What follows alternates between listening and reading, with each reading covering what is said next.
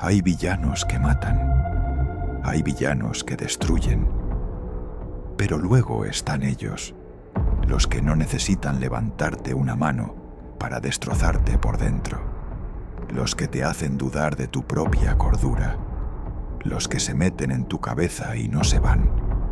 En este video no vamos a hablar de los más poderosos ni de los más malvados en términos de cuerpo a cuerpo. Vamos a hablar de los 8 personajes de la ficción: cine, series, literatura, manga y videojuegos, cuya perturbación psicológica es tan profunda que incluso terminada la historia, siguen viviendo dentro de ti. Aviso: esto se pone oscuro. Empecemos. Comenzamos con alguien que, a primera vista, no parece un monstruo. Amy Dunn, interpretada por Rosamund Pike en la adaptación cinematográfica de Gillian Flynn, es inteligente, sofisticada y completamente encantadora. Y eso es exactamente lo que la hace tan aterradora. Amy no es una asesina en masa, no tiene superpoderes ni un ejército. Su arma es el control narrativo. Ella decide quién eres, qué hiciste y cómo te va a percibir el mundo. Lleva años construyendo una identidad ficticia de sí misma para complacer a los demás. Y cuando se cansa de ese juego, lo convierte en una trampa perfecta para su marido. Lo que perturba de Amy no es la violencia, aunque la hay, sino su frialdad calculadora. Ella no actúa por impulso, planifica, anticipa, disfruta. En su diario, escrito como si fuera una víctima inocente, queda claro que para Amy, las personas son personajes en una historia que ella escribe y reescribe a su conveniencia. Su perturbación más profunda es esta: nunca sabes cuándo está actuando y cuándo es real. Y quizás la respuesta es que ya no hay diferencia. Dolores Umbridge, de Harry Potter. Sí, antes de que digas nada, Umbridge por encima de Voldemort. Y hay una razón muy concreta para eso. Voldemort es el mal en su forma más obvia: muerte, poder, dominación. Puedes señalarlo, puedes combatirlo. Dolores Umbridge, en cambio, es el tipo de mal que viste un suéter rosa y sonríe mientras te hace daño.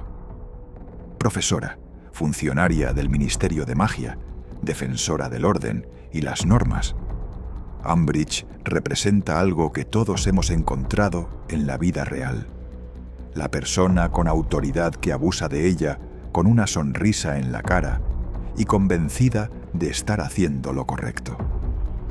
Lo psicológicamente perturbador de Umbridge es que su crueldad no nace del odio visceral ni de la ambición desmedida. Nace del orden, de la burocracia, del así son las reglas.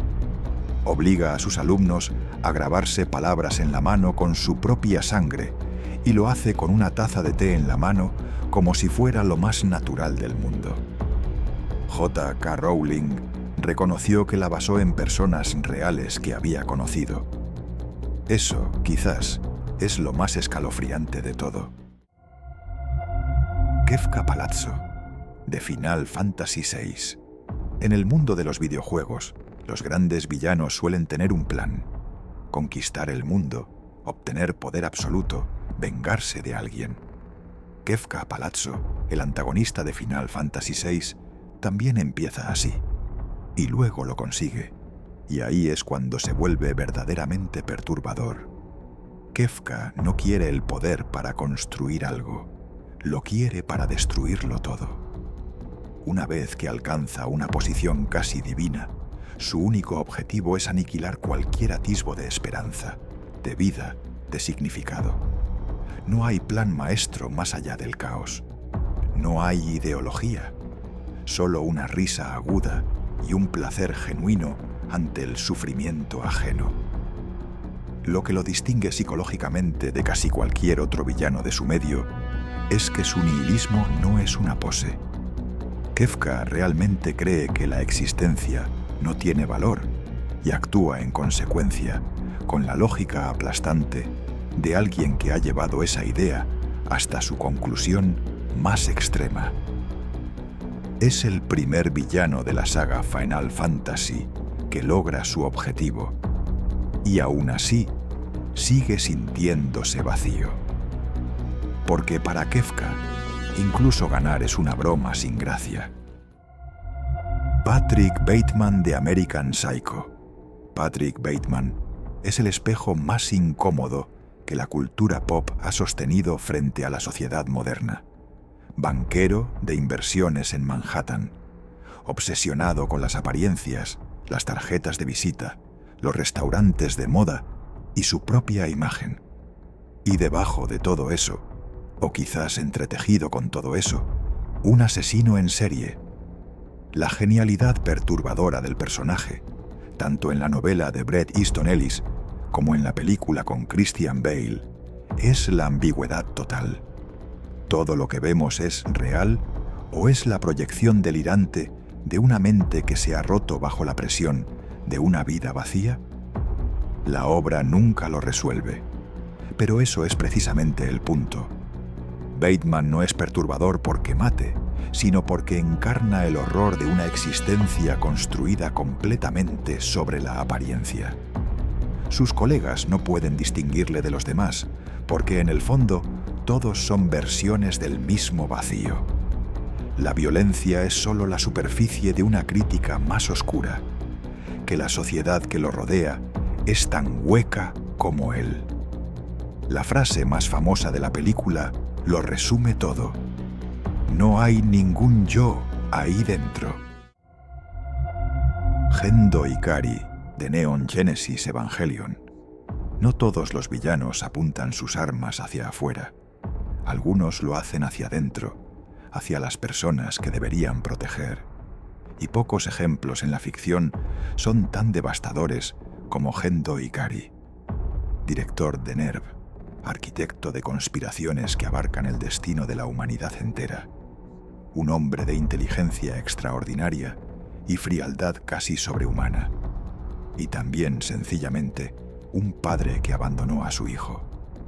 Gendo utiliza a Shinji, su propio hijo de 14 años, como herramienta. Lo mantiene a distancia emocional, lo expone a un trauma tras otro y solo se acerca a él cuando lo necesita para sus planes. Nunca una disculpa, nunca una muestra de afecto real.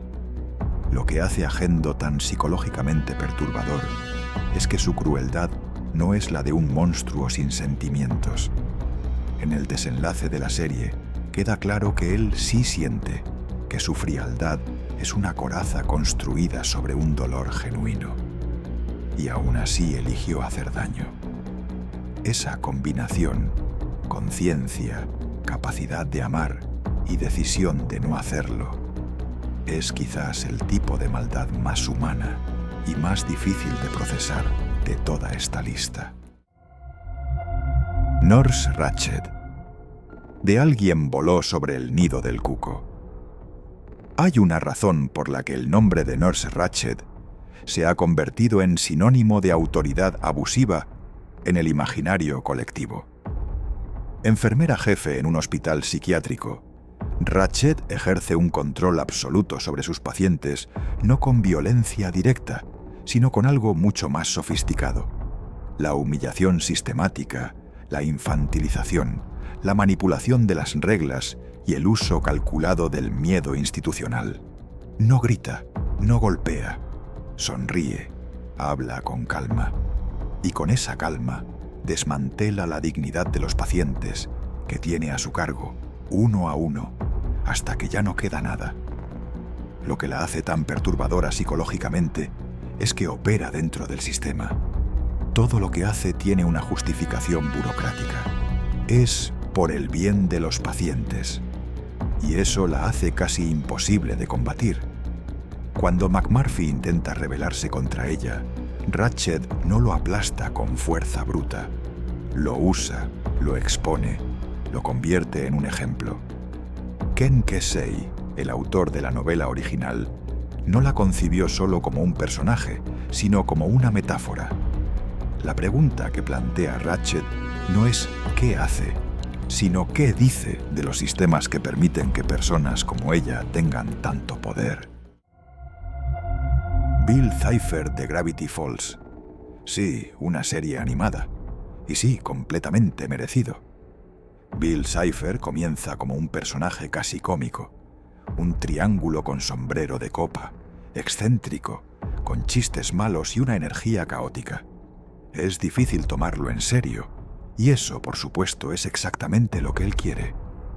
Porque Bill Cipher es una entidad de dimensiones imposibles, sin cuerpo físico propio, que ha existido desde antes de que el universo tuviera forma. Para él, la realidad entera es un juguete. Los seres conscientes son entretenimiento. El sufrimiento y la alegría le generan exactamente la misma emoción, que es ninguna en el sentido convencional y absoluta, en el sentido más terrorífico. Lo que lo convierte en uno de los villanos más perturbadores de la animación reciente es el contraste deliberado entre su presentación y su naturaleza real. Es un personaje diseñado para que los niños lo encuentren gracioso, y al mismo tiempo es una entidad que habla de borrar mentes, corromper realidades y convertir el mundo en un carnaval de pesadilla con total desenfado. Cuando Gravity Falls deja de contener su oscuridad, Bill Cipher revela exactamente qué es, y ya no tiene ninguna gracia. Francis Dolarhyde, de El Dragón Rojo. Para el número 1, hemos elegido a un personaje que quizás no encabeza todas las listas, pero que en términos de perturbación psicológica pura no tiene rival. Francis Dolarhyde, el asesino conocido como el Duende Dientes de Hada en la novela de Thomas Harris, es un hombre destrozado. Infancia de abuso, abandono y humillación. Un cuerpo marcado por una cicatriz que lleva como una condena. Una mente que ha construido, en el único espacio que nadie pudo arrebatarle, su interior, una mitología propia y monstruosa. Dolarhyde no cree que sea él quien mata. Cree que se está convirtiendo en el Gran Dragón Rojo, una entidad de la pintura de William Blake, que simboliza para él poder, transformación y trascendencia. Sus crímenes, desde su propia perspectiva, son rituales de ascensión.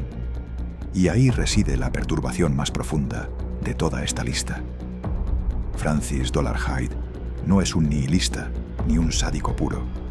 Es alguien que sufrió tanto que construyó un mundo alternativo para sobrevivir, y ese mundo lo convirtió en algo terrible. Thomas Harris hace algo que muy pocos autores se atreven a hacer. Te obliga a entender a Dolarhyde, no a justificarlo, sino a comprender cómo llegó hasta ahí. Y esa comprensión es la parte más incómoda, porque una vez que entiendes de dónde viene el monstruo, ya no puedes simplemente alejarte de él. Es el villano más perturbador de esta lista, porque su horror tiene raíces completamente humanas. Y eso lo hace infinitamente más difícil de olvidar que cualquier demonio o psicópata sin fisuras. Esos son los 8 villanos que, en mi opinión, consiguen perturbarnos de una manera que va más allá de la violencia o el poder. Son personajes que nos hacen preguntas incómodas sobre la autoridad, sobre la identidad, sobre hasta dónde puede llegar el daño que inflige una mente humana y qué es lo que la lleva hasta ahí. ¿Falta alguno? Seguro que sí.